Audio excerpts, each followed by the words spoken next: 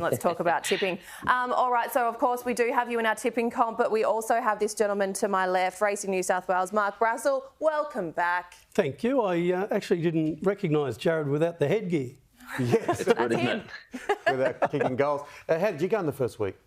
I think we all need hearing aids. I don't think we heard the starter say go, because not one of us actually tipped the winner, did they? Oh, Julie did. No. We third. thought I had, but we were looking at the wrong stats. So Yeah, the results. there was the wrong results. Oh, So let's have a look at who we're going with this week. We might start with you, Mark, if we could. Who is your...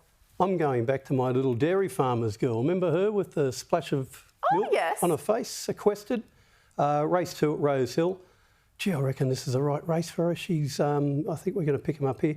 You won't really see her till late. You'll see her buried in the pack, big baldy face in the blue colours.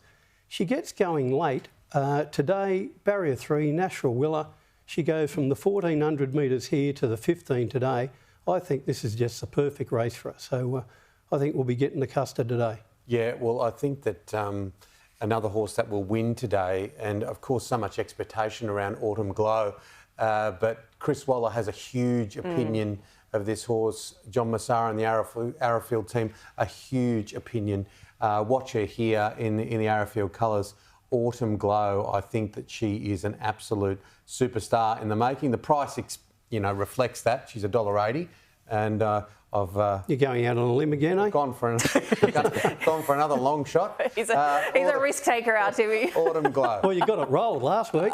Well, this week I've gone the San Domenico and I've gone Gatsby's. Obviously, we saw what he did in the Rosebud last start. I think this is going to be his day, and there we go. Look at that nice little finish across the line there. So I'm with Gatsby's. I haven't taken much of a risk here today either, but I'm very excited about this one. Jarrod, who have you gone with this week?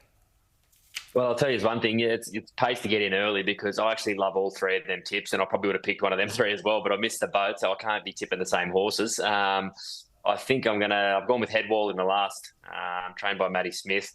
It's a nice little horse, and like I said, I sort of missed the boat with a few of the early ones that I think will win, Autumn Glow and Gatsby, and I do think it's sequestered today as well, but we don't want to be tipping the same horses, so we'll go with Headwall in the last. It does pay to get early in this competition, get in early. We've all learned the hard way. Let's take a look at how everyone is placed this week. Kirsten Duke from Sky Racing, she's gone with race 1, number 3 at Kembla Grange today. We've got Julianne Horseman from Kembla Grange Racecourse, and she's gone with Artful Persuasion. Race 3, number 4 at Kembla as well. Who else have we got there, Timmy? Shano's gone Arts, race 1, number 3, if you haven't already said it, at Rosehill Gardens. And I think you've nailed that. And Nick has gone Like a Model.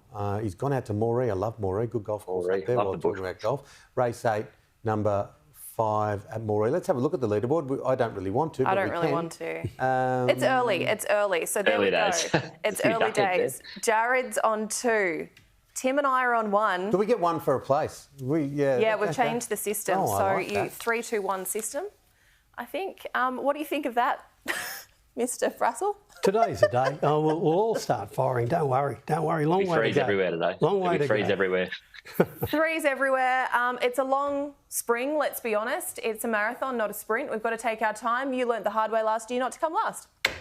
Absolutely. I'm not doing that again. I'll give you the tip. Yeah, we were mucking stables. I went out in sympathy with my good friend Mark Brassel. Now, Jarrod, we've got a little bit of time. What about the Roosters? I mean, it's all on, isn't it? It's either you win tomorrow or you head to Bali on your end-of-season trip.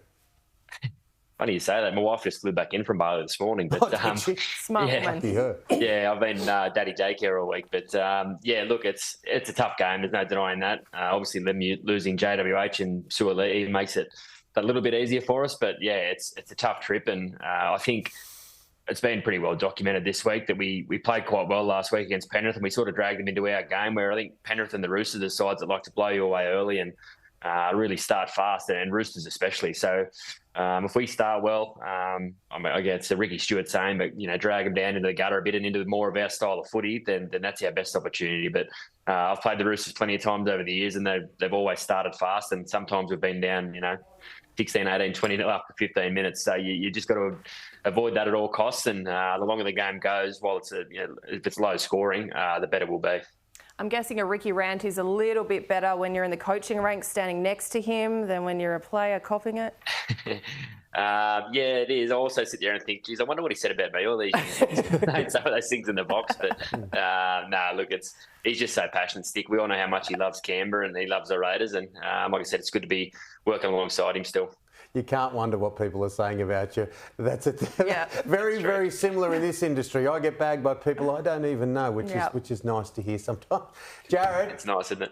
Yeah, absolutely lovely. Good to chat. Welcome Thanks your for wife home from Bali. Hope she has had a good break. That mustn't have been easy. In 10 seconds, what was it like looking after the kids in 10 seconds? Come on now. No seconds. Very lucky. Mum and Dad are at Goulburn, so there's a few days at Nen and Pops. Yes. How good are grandparents? Yes. And happy Father's Day to all the dads out there for this weekend as well.